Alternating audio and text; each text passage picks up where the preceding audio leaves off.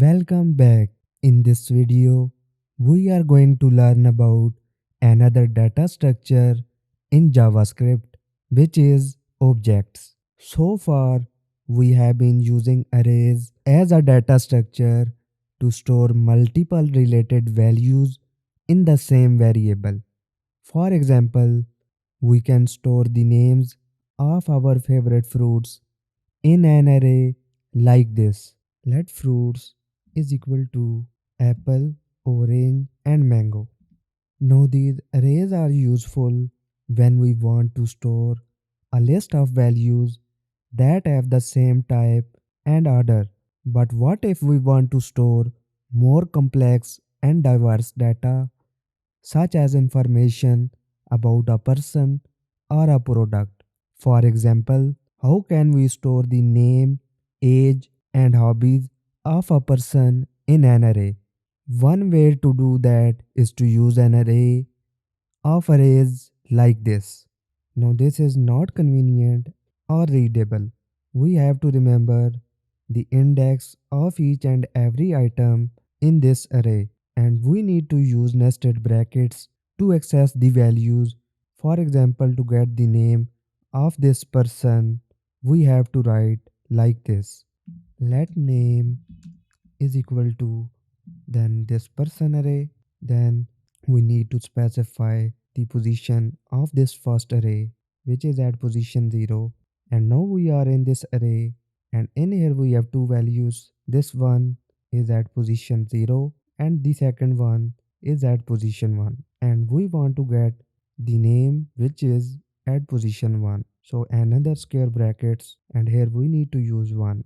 Now if I log this value, you can see we have Sarah in our console. Now this is not very intuitive or expressive, so there must be a better way to store and access complex data in JavaScript. And there is, and that's where objects comes in. Objects are another data structure in JavaScript that allow us to store multiple values in a single variable, just like arrays.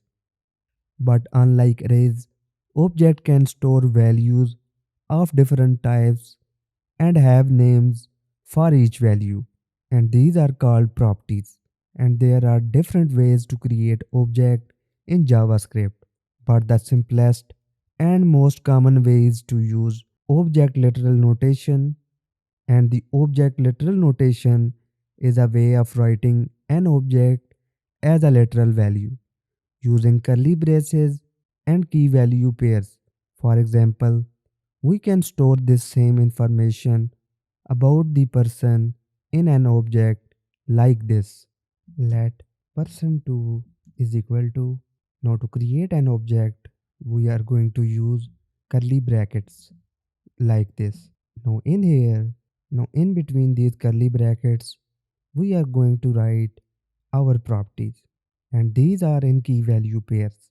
Now this name is the key and this Sarah is the value. Now after this we have an other property which is age, and now the age is 20. Now after writing our age, now we are going to store hobbies in another array, like we have reading, coding and gaming like this. And this is how we can create an object. And as you can see, our object is written in curly braces, and inside these braces we have a list of key value pairs, and these are separated by commas.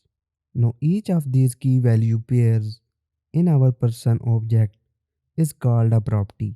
Each property consists of its name followed by a colon and followed by a property value.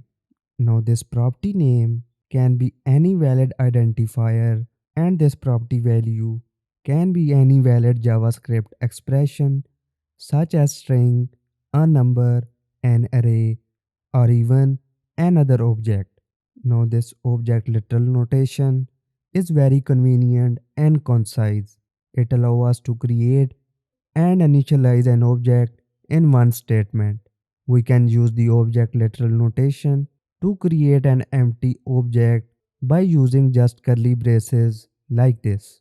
Let empty object is equal to curly braces, So an empty object like this has no properties or methods, and it is very useful when we want to create an object and add properties or method to it later.